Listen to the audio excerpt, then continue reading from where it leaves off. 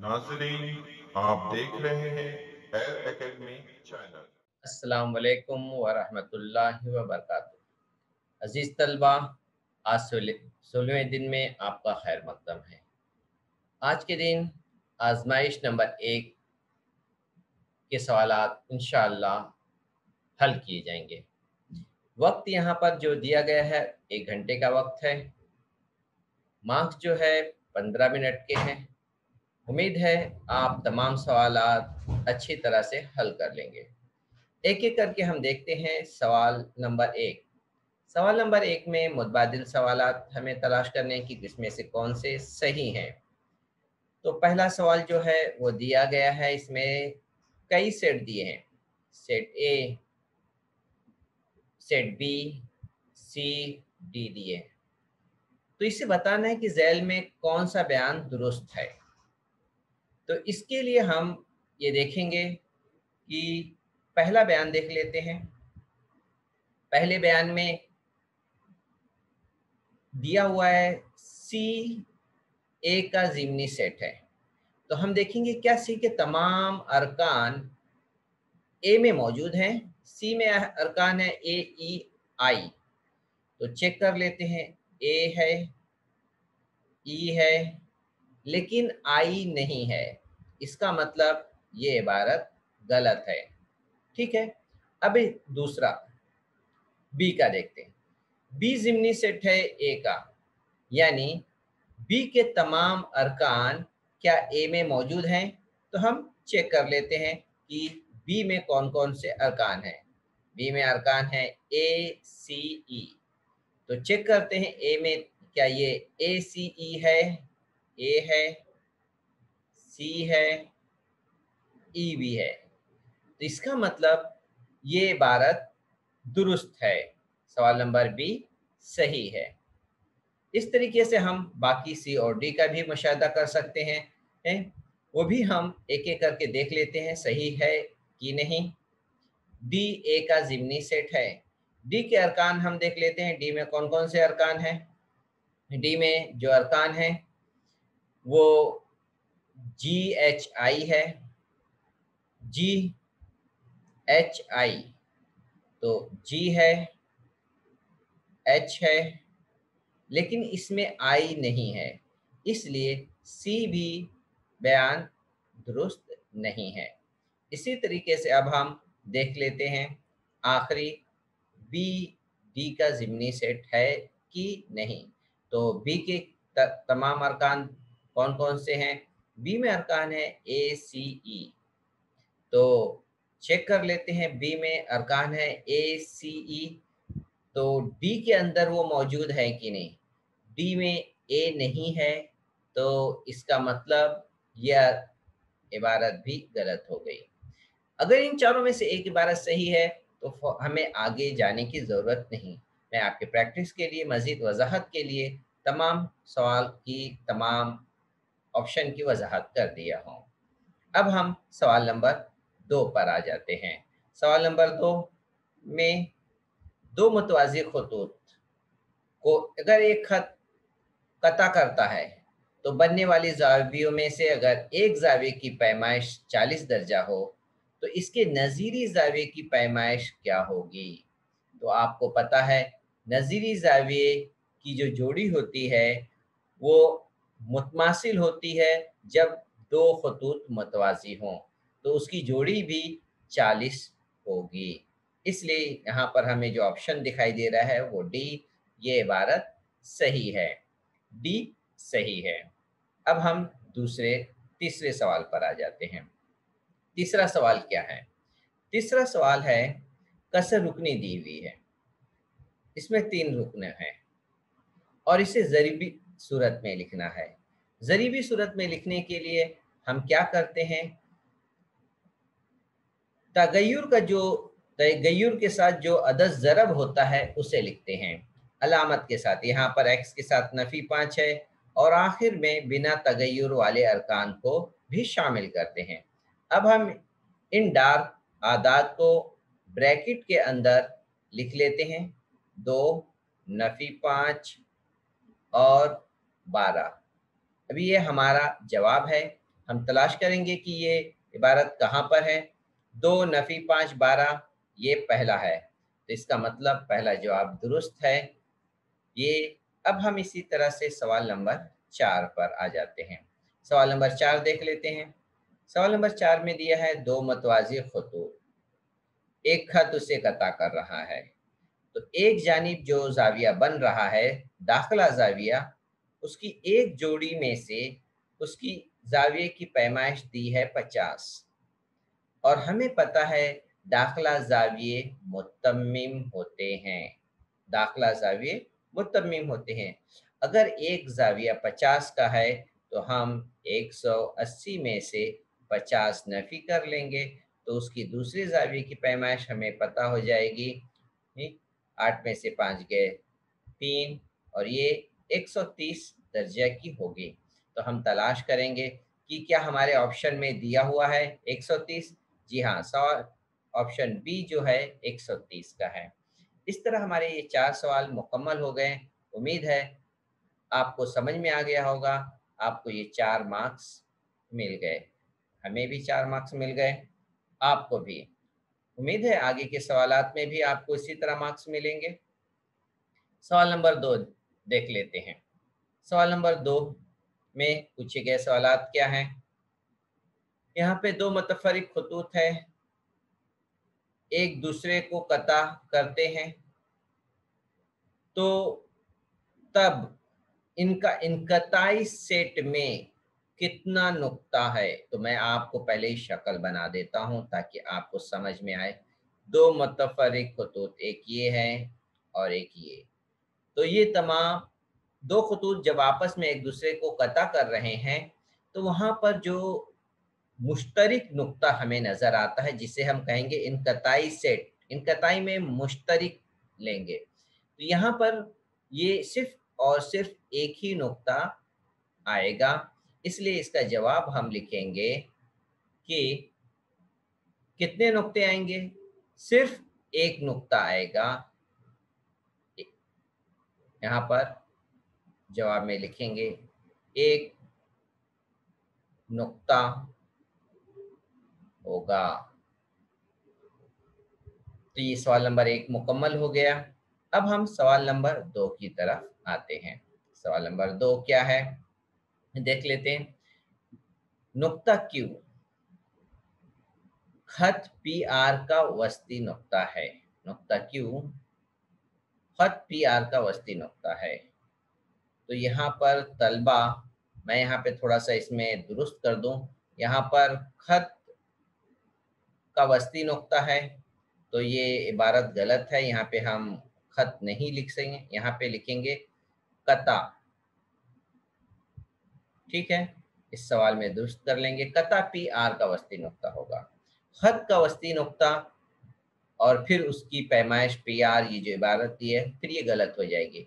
इसलिए यहाँ पर कता PR कहेंगे। तो हम यहाँ पे शक्ल बना लेते हैं ताकि समझ में आए। कता PR बना लेते हैं। यहाँ पर ये कता PR हो गया है। इसके नाम लिख लेते हैं PR और एक इसका वस्ती नुक्ता है जिसका नाम देते हैं, दिया हुआ है Q। ये दशम इसकी पैमाइश दी हुई है। आपसे पूछा गया है PQ मालूम कीजिए, तो ये नुक्ता P और Q के दरमियान का फासला मालूम करना है। तो हम यहाँ पर पहले लिख लेंगे कि PQ, डिस्टेंस PQ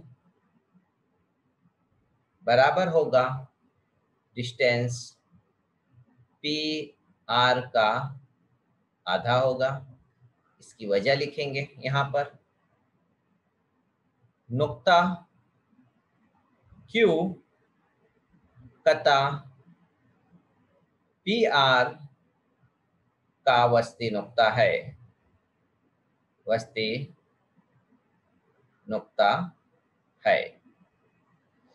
तो इसलिए हम ये इबारत लिख सकते हैं। अब इसमें हम कीमत लिखें, क्योंकि PR की कीमत यहाँ पे दी हुई है 10 सम, तो हम PR की जगह पे लिखेंगे 10/2 हो गया।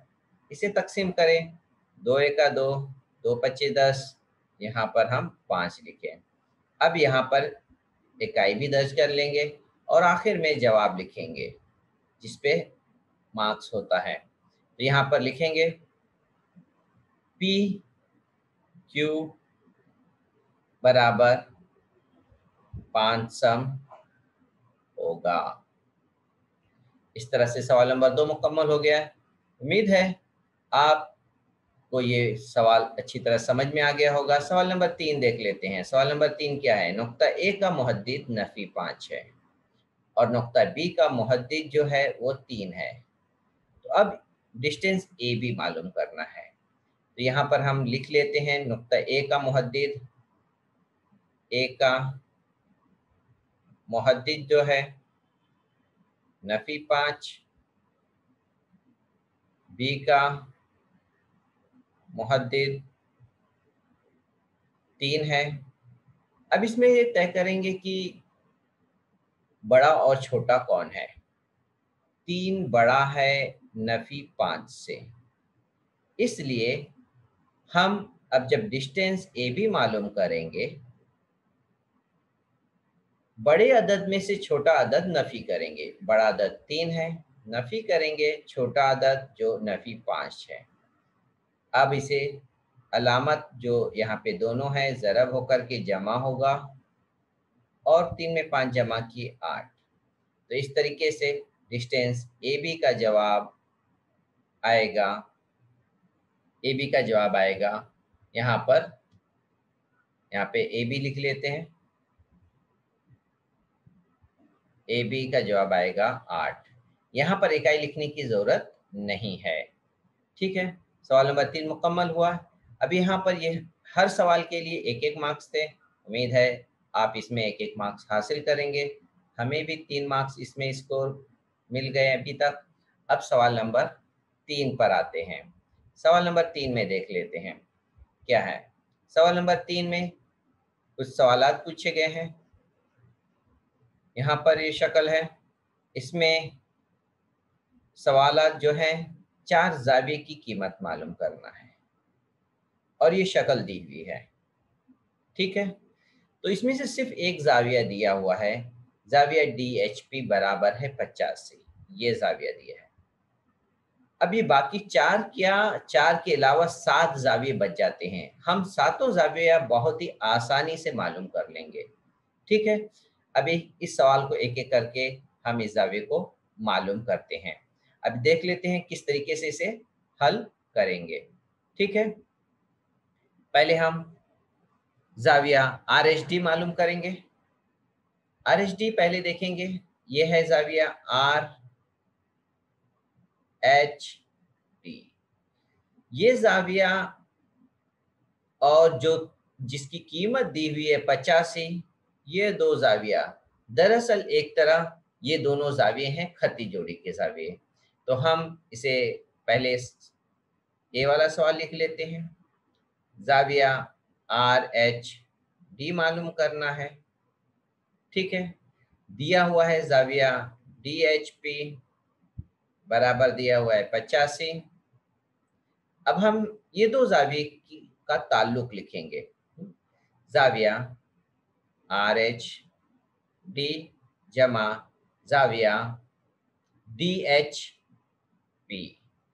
तो लिखेंगे DHP बराबर 180 दर्जा। वजह क्या लिखेंगे? आपको पता चल गया होगा इसकी वजह क्या है। यह है खत्ती जोड़ी के ज़ाविये, खत्ती जोड़ी के ज़ाविये हैं। तो अब हमारे पास एक मसावात आ गई है। अब इस मसावात में जो कीमत हमारे पास है DHP की 85, वो हम यहाँ पर रख देंगे। RHD तो हमें मालूम करना है। ठीक है, यहाँ 85 लिखेंगे और मसावात को मुकम्मल पूरा कर लेंगे। अब ये मसावात में RHD हमें पता है, इसे लेफ़्ट साइड में ही रहने देंगे। पता करना है इसलिए इसे लेफ़्ट साइड में रहने देंगे और आदाद जो है उसको राइट साइड में ले आएंगे। 85 जो है राइट साइड में जब आएगा तो ये हो जाएगा नफ़ी। तो हम यहाँ पे लिख देंगे नफ़ी 85। अब यहाँ पे से 180 में से 85 गए, ये हो गए 95, दर्जा लगा दिए। तो आर एच डी मालूम हो गया जो 95 है। अब एक जाविया मालूम हो गया। इसी तरीके से अब दूसरा जाविया मालूम करना अब और ज्यादा आसान है। दूसरा जाविया देख लेते हैं। जाविया बी मैं यहाँ लिख देता हूँ। जाविया P H G, P H G, ये देखिए ये जाविया मालूम करना है। पहले इसे हम इसकी मार्किंग हटा लेते हैं। देखिए पी एच जी मालूम करना है, तो ये है पी एच जी, ये जाविया। और हमने अभी जो मालूम किया है वो आर एच डी। ये दो जाविये आपस में मुतकाबला जाविये हैं। तो इसका ताल्लुक पहले लिख लेते हैं हम, ताकि हमें आसानी से मालूम हो सके। तो जाविया पी एच जी बराबर होता है जाविया आर एच डी के। इसकी वजह लिखेंगे मुतकाबला जाविये, मुतकाबला जाविये। अब इसके बाद इसमें से हमें जाविया आर एच डी की कीमत हम जो यहाँ पर मालूम किए हैं, यहाँ बयान 1 दे देते हैं। यहाँ से लिखेंगे जाविया पी एच जी बराबर 95। कहाँ से लिखे हम ये, इसकी वजह लिख देंगे बयान 1 से। इस तरीके से दूसरा जाविया भी मालूम हो गया। अब सी और डी भी इसी तरीके से हमें मालूम करना है। ठीक है, अब जाविया सी के लिए देख लेते हैं। जाविया सी के लिए, सी तीसरा सवाल, जाविया एच जी एस। तो पहले हम यहाँ पर एच जी एस, यहाँ पर हम इस जाविये को हटा लेते हैं और देखते हैं किस तरीके से जाविया एच जी एस मालूम करना है। तो एच जी एस ये जाविया है। ये जाविया पहले दिए हुए जाविये का नज़ीरी जाविया है। नज़ीरी जाविया मुतमासिल होते हैं, इसलिए इन दो जावियों का ताल्लुक हम यहाँ पर लिख लेंगे। तो लिखेंगे जाविया एच जी एस बराबर होता है जाविया डी एच पी के, डी एच पी। इसकी वजह लिखेंगे नज़ीरी जाविये की जोड़ी, नज़ीरी जाविये या नज़ीरी जाविये। अब इसमें हमें कीमत दी हुई है एच जी एस बराबर D H P. D H P की कीमत हमें पहले यहाँ पर दिया हुआ था, तो हम यहाँ से लिख सकते हैं क्योंकि वो दिया हुआ है। तो यहाँ पे लिखेंगे 85 और बयान में लिखेंगे, वजह लिखेंगे दिया हुआ है। दो लाइन में सबका जवाब आ रहा है। सी का भी 2 लाइन में आ गया। इसी तरह से डी का भी हम हल कर सकते हैं। ठीक है, डी का भी हम देख लेते हैं। डी का सवाल नंबर डी, जाविया एम जी के मालूम करना है। ठीक है, तो पहले एम जी देखेंगे कहाँ पर है, इससे मिलता जुलता कौन सा जाविया है जो आसानी होगी। एम जी के, ठीक है। अब ये जाविया जो है दरअसल इस जाविया जो पहले दिया हुआ है वो है इसका खारिजी मुतबादला जाविया है। इस तरह से भी कर सकते हैं, या नहीं तो यहाँ पर आपने एक ये जाविया जो मालूम किए हैं इसका मुतकाबला जाविया भी लिख सकते हैं। तो अब हम यहाँ पर इन दो जाविये को लेकर के लिख सकते हैं, कई तरीके से हल कर सकते हैं। तो हमें जो मालूम करना है वो पहले लिख लिए, और इसका ताल्लुक है एम जी के का, ये बराबर है जाविया एच जी एस। यहाँ पर एक बयान दे देंगे, बयान नंबर 2, ताकि इसकी वजह लिखने में आसानी हो।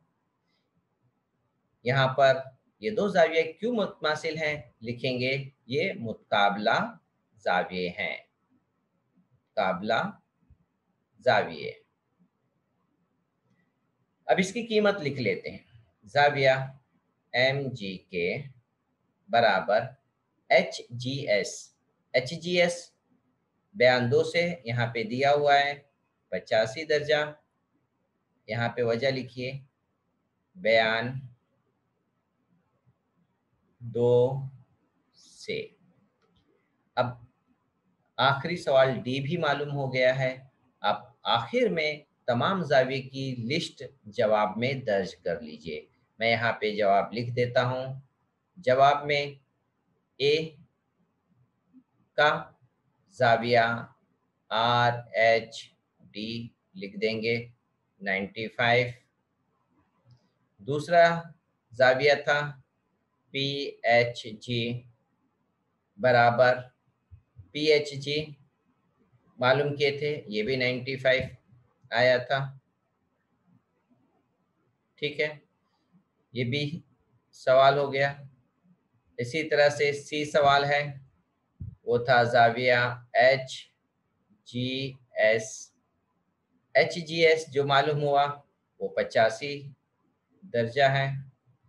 और इसी तरह से सवाल नंबर डी मालूम हुआ, वो जाविया एम जी के है, ये भी 85। तो इस तरीके से हमारा सवाल नंबर ये तीसरे का एक मुकम्मल हो गया है। उम्मीद है आप इसको अच्छी तरह समझ में आ गया होगा। अब हम इसके बाद वाले सवाल पे आते हैं, सवाल नंबर 2। सवाल नंबर 2 में देखिए क्या पूछा गया है। सवाल नंबर 2 में 2 सवाल है, ए और बी। यहाँ पर आदाद 1 से 25 के दरमियान जितनी भी जुफ्त मुफर्रद आदाद हैं उनको फहरिस्ती सेट में लिखना है।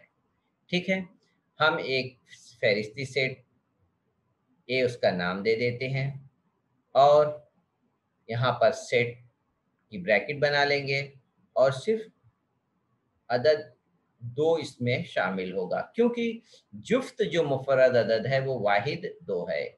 चाहे वो हम 1 से लेकर 1000 तक ही क्यों ना आपको मैं सवाल में यहाँ पे लिख दूं, लेकिन उसके जवाब में सिर्फ 2 ही आएगा।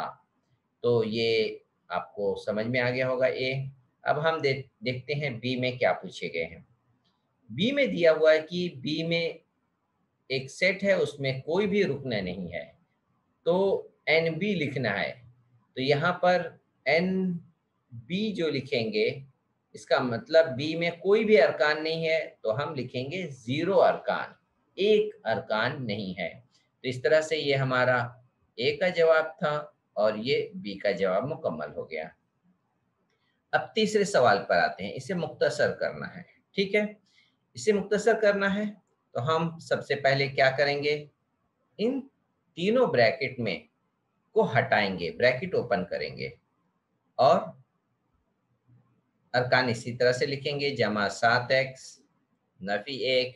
अब यहाँ ब्रैकेट ओपन होगी तो ये तमाम अलामतें जो हैं दिख रही हैं आपको, ये अलामतें बदल जाएंगे। तो लिखेंगे हम Nafi x square Nafi 8x और जमा 7।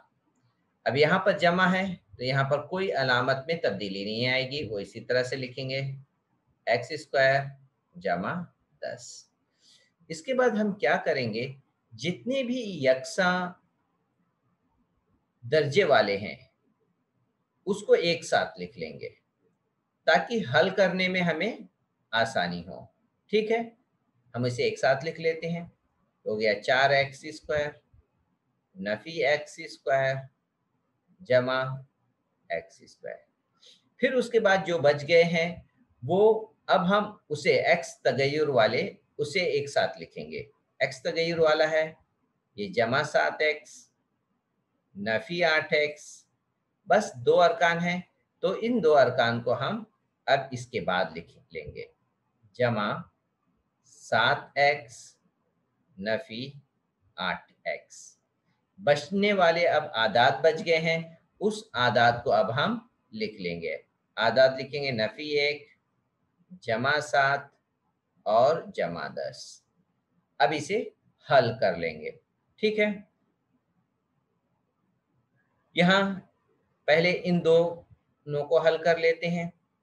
4 में जमा है, यहाँ पर नफी है, अलामत मुख्तलिफ, 4 में से एक गए, 3 आ गया, 3x²।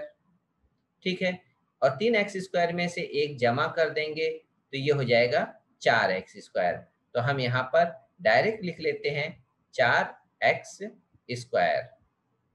ठीक है, तो यहाँ पर x² को जब हल किए तो ये आएगा 4x²। इसके बाद इन दो अरकान को हल कर लेते हैं। जमा 7 नफी 8, अलामत मुख्तलिफ है तो नफी करेंगे। 8 में से 7 गया, एक एक्स, एक नहीं लिखेंगे, सिर्फ एक्स आएगा। बड़े अदद में नफी की अलामत है, इसलिए यहाँ पे नफी लगा लेंगे। तो यहाँ पर देखिए बड़े अदद में नफी की अलामत। अब इन तीनों को हल कर लेते हैं। यहाँ पर पहले 7 में से एक नफी किए, 6 आ गया, 6 में 7 जमा करेंगे, 16 हो गया। तो यहाँ पर जवाब लिखेंगे 16। तो इस तरीके से हमारा ये तीसरा सवाल मुख्तसर हो गया है। उम्मीद है आपको अच्छी तरह समझ में आ गया होगा। अब इसके बाद हम एक और सवाल बच गया है, उसे भी हल कर लेते हैं। 8 मार्क्स का है, हर सवाल 2-2 मार्क्स के हैं। इसे भी मुख्तसर करना है। ठीक है, तो पहले हम यहाँ पर देखेंगे, ये 3 जज़र 2 है।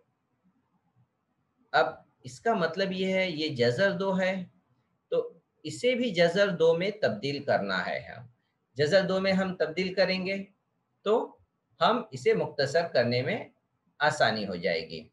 तो इस तरह से यहाँ पर हम इसे जज़र 2 बना लेंगे। तो किस तरह से बनाएंगे वो देखिए। ये जज़र 8 है, जज़र 50। तो सवाल नंबर ये 4 था। 3 जज़र 2 तो इसी तरह से लिखेंगे। 8 को लिखेंगे 4 ज़रब 2,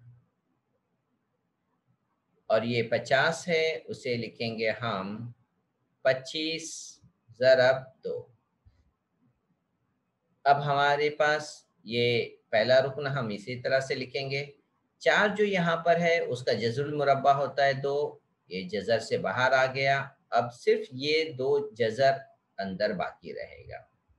इसी तरीके से ये 25 का जज़रुल मुरब्बा 5 होता है, ये बाहर आ गया जज़र से, लेकिन ये 2 बाहर नहीं आने वाला है, इसको अंदर ही रहना होगा। अब यहाँ पर हम देखें कि इस इबारत के अंदर सिर्फ जज़र 2 नज़र आ रहे हैं, तो हम इस जज़र 2 को बाहर ले लेंगे, मुश्तरिक ले लेंगे जज़र 2, और जो अदद बच गया है 3 जमा 2 और नफी 5, इसे ब्रैकेट में लिख लेंगे। अभी इन अरकान को तीनों को हल कर लेते हैं। पहले 3 में 2 जमा किए, 5 आए, तो यहाँ पर लिखेंगे 5 नफी 5। ठीक है, 5 नफी 5 0 आता है। अब 0 को हम जज़र 2 से ज़रब करेंगे तो इसका जवाब भी 0 हो जाएगा। तो इस तरीके से चौथा सवाल मुकम्मल हो गया है। हमारी हर सवाल पे 2-2 मार्क्स थे, 4 सवाल आपने हल किए, 8 मार्क्स टोटल। अब तक आपने पूरे 15 मार्क्स हासिल कर लिए हैं। तो एक्सीलेंट, उम्मीद है आप भी इसी तरह से पूरे मार्क्स हासिल करेंगे। अस्सलाम वालेकुम व रहमतुल्लाहि व बरकातुहू।